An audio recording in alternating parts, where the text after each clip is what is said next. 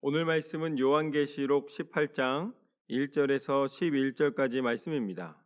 내 심판이 이르렀다 하리라 라는 제목으로 함께 나누겠습니다.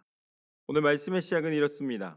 2일 후에 다른 천사가 하늘에서 내려오는 것을 보니 큰 권세를 가졌는데 그의 영광으로 땅이 환하여지더라.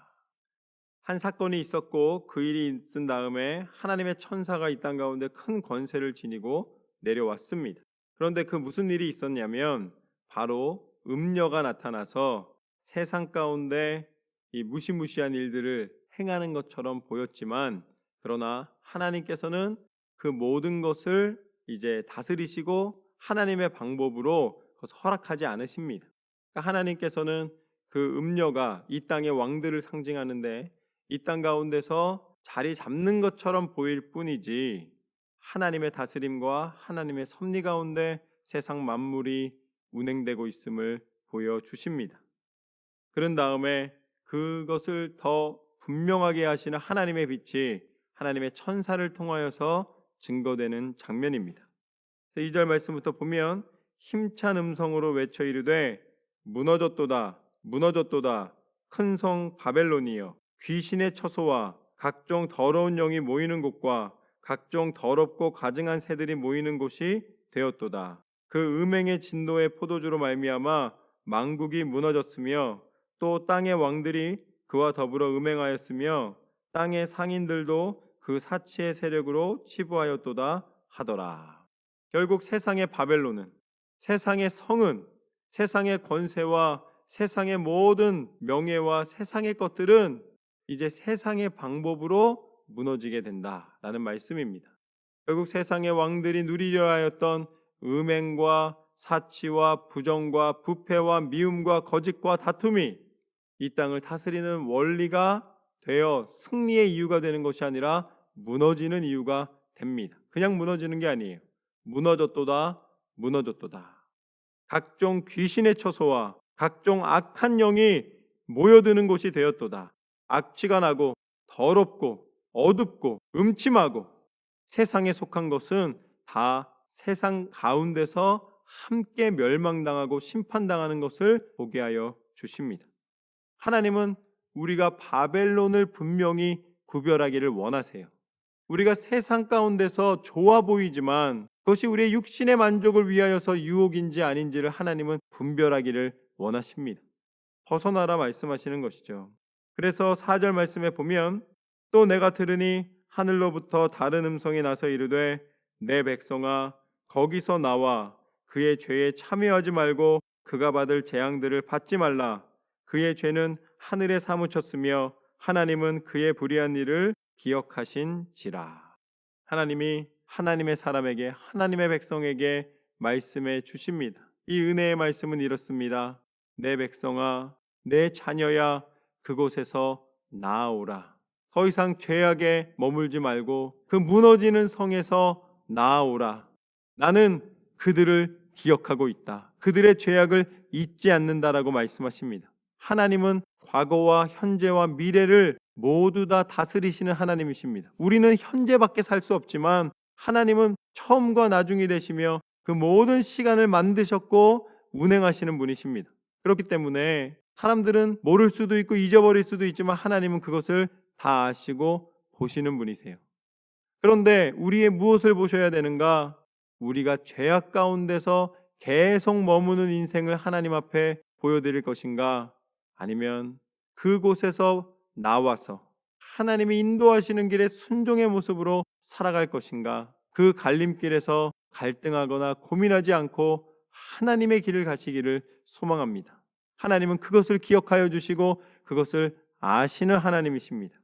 그래서 하나님은 우리가 불의를 버리고 악함을 버리고 하나님의 뜻에 나아오기를 원하십니다. 6절 말씀처럼 죄악의 길 가운데 우리가 벗어나기를 원하십니다. 그가 준 그대로 그에게 주고 그의 행위대로 갑절을 갚아주고 그가 섞은 잔에는 갑절이나 섞어 그에게 주라. 그가 얼마나 자기를 영화롭게 하였으며 사치하였든지 그만큼 고통과 애통함으로 갚아주라. 그가 마음에 말하기를 나는 여왕으로 앉은 자요 과부가 아니라 결단코 애통함을 당하지 아니하리라 하니. 세상은 이렇습니다. 세상은 이 권력이 나를 보호해 줄 거라고 믿는 거예요. 내 이 가지고 있는 재산이 나를 보호해 줄 거라고 믿는 거예요. 그러나 믿음의 방법이, 믿음의 방향이 잘못됐습니다.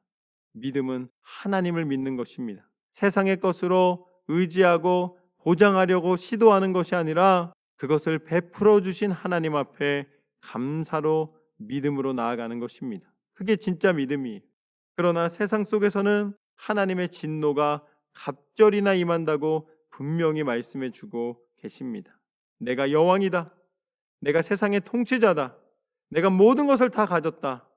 그러나 그것은 가진 것이 아닙니다. 베푸시는 하나님이 안 주시겠다는데 어떻게 유지할 수가 있겠습니까? 그것은 허상일 뿐이요, 아무런 공허한 외침일 뿐입니다.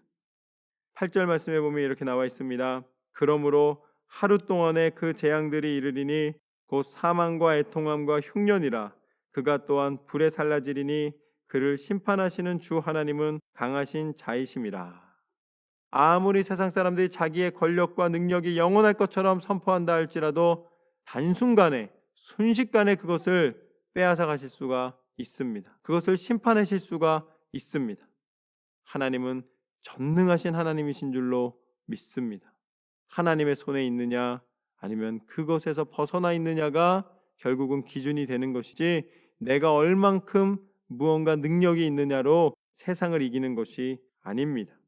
그러므로 9절 말씀부터 보면 그와 함께 음행하고 사치하던 땅의 왕들이 그가 불타는 연기를 보고 위하여 울며 가슴을 치며 그의 고통을 무서워하여 멀리 서서 이르되 화 있도다 화 있도다 큰 성 견고한 성 바벨론이여 한 시간에 내 심판이 이르렀다 하리로다. 땅의 상인들이 그를 위하여 울고 애통하는 것은 다시 그들의 상품을 사는 자가 없음이라. 하나님께서는 이 땅 가운데 소망을 두고 있던 것이 얼마나 어리석은 길인지를 알려주십니다. 그리고 하나님은 우리에게 말씀하십니다. 하늘의 소망을 두라. 세상의 큰 성 바벨론과 같이 멸망당하지 말고 이제는 영원한 생명과 은혜가 있는 하나님의 나라를 바라보라. 우리가 하나님 안에 꿈을 꾸고 하나님 안에 은혜를 누릴 수 있는 이유가 무엇입니까? 그것이 바로 우리 가운데 예수님이 함께해 주시기 때문입니다.